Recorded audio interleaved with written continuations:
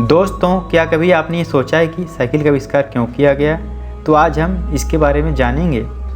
दोस्तों, लगभग 200 साल पहले दुनिया के सबसे खतरनाक ज्वालामुखी का विस्फोट इंडोनेशिया के संबोआ आइलैंड के तंबूरा माउंटेन पे हुआ। वर्षों तक शांत रहने के बाद 5 अप्रैल 1815 को इसकी वजह से स्थानीय लोगों ने धरती में कंपन महसूस किया। लोग आने वाले खतरे से अनजान थे, लेकिन वहीं दूसरी तरफ लगातार हो रहे कंपन के साथ ये ज्वालामुखी अपना रौद्र रूप दिखाने के लिए खुद को तैयार कर रहा था। लोग इसको भूकंप की प्रक्रिया समझकर ही डर रहे थे, लेकिन तभी धमाके के साथ ज्वालामुखी से निकली हुई राख ने अपने इरादों को साफ कर दिया था। रह रहकर होने वाले धमाकों और कंपन ने हालात को बद से बदतर बना दिया था। हर धमाके के साथ ज्वालामुखी से निकलती धधकती राख सैकड़ों फीट ऊपर हो रही थी। 10 अप्रैल की शाम को बहुत जोर से विस्फोट हुआ और आकाश से बड़ी मात्रा में धूल गिरने लगी और बड़े विस्फोट ने ज्वालामुखी को अलग अलग करना शुरू कर दिया। आग की 3 लपटें आकाश में गोली मार रही थी। पूरा पहाड़ तरल आग में बदल गया। 6 इंच से अधिक व्यास के पत्थरों ने पड़ोसी द्वीपों पर बारिश करना शुरू कर दिया। संबोआ द्वीप पर 1.5 मीटर मोटी राख की परत बिछ गई। तेज धमाकों के बाद यहाँ सुनामी भी आई, जिसकी वजह से करीब बसे लोग मारे गए। धीरे धीरे इस राख की जिद में आसपास के गांव, कस्बे और फिर शहर अब तक आ गए। गर्म राख लोगों और उनके मकानों पर गिर रही थी। लोग इससे बचने के लिए बेतहाशा भाग रहे थे। इस राख की वजह से वहां का वातावरण इस कदर बेदूषित हो गया था कि लोगों को सांस लेने में तकलीफ हो रही थी। गर्म राख सांस के जरिए उनके शरीर में जा रही थी। सैकड़ों लोग इस राख की जद में आकर ढेर हो चुके थे। लोग अपने साथ जो कुछ बचा हुआ सामान और मवेशी थे लेकर जाने की कोशिश कर रहे थे, लेकिन वे लोग इसमें नाकामयाब रहे। 12 अप्रैल 1815 की सुबह पास के एक द्वीप पर सुबह 9 बजे कोई सूरज की रोशनी दिखाई नहीं दी। सूरज पूरी तरह से वातावरण में ज्वालामुखी की धूल से अस्पष्ट हो गया था। तंबोरा द्वीप से निकलने वाली सुनामी ने अन्य द्वीपों पर बस्तियों को नष्ट कर दिया, जिससे लाखों लोग मारे गए।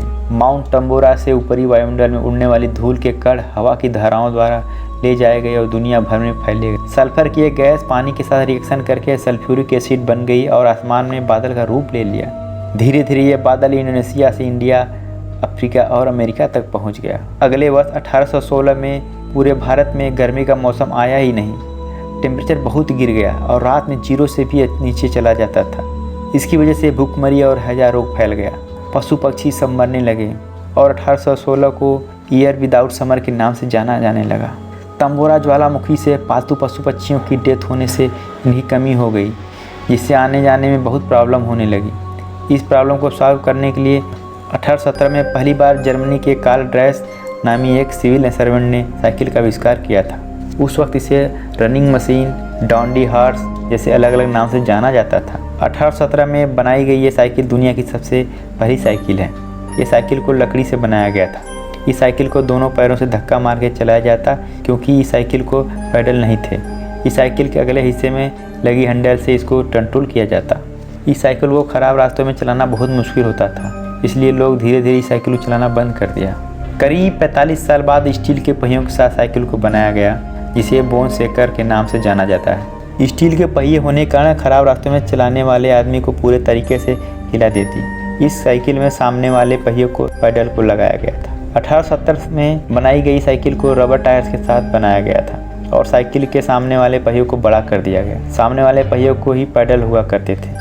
साइकिल का सामने वाला टायर बड़ा करने का कारण ये था कि जितना बड़ा पहिया होगा उतने कम पैडल में ज़्यादा दूरी साइकिल जाएगी। उस ज़माने में इस चीज़ का एहसास होने में देर नहीं लगा कि हादसे होने पर जब आदमी इतने ऊपर से गिरेगा तो काफ़ी चोट आ सकती है। इस साइकिल के मॉडल से ही बाईसाइकिल का नाम इस्तेमाल करना शुरू हुआ। बाल बियरिंग, कैलिपर, ब्रेक और चैन का आविष्कार मॉडर्न साइकिल के लिए मददगार बने।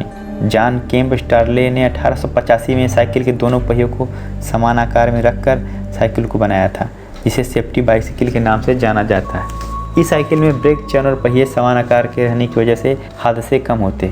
1888 में हवा से भरे जाने वाले टायर्स के इस्तेमाल के बाद खराब रास्तों पर भी आसानी के साथ सफ़र किया जाता था। जिस साइकिल पर लोग बैठने से डरा करते थे, उसी साइकिल को लोग अपने रोज़मर्रा के कामों के लिए इस्तेमाल किए। एक जगह से दूसरी जगह जाने के लिए साइकिल एक सवारी के तौर पर उपयोग करना शुरू किया। सर थॉमस मैकमिलन ने लोहे की तारों वाली पहिए, लकड़ी के पैडल तथा हैंडल से समायोजित की जाने वाली साइकिल का निर्माण किया था। तो दोस्तों, ये था साइकिल बनने का पूरा इतिहास। आशा करता हूँ आपको स्टोरी पसंद आई होगी।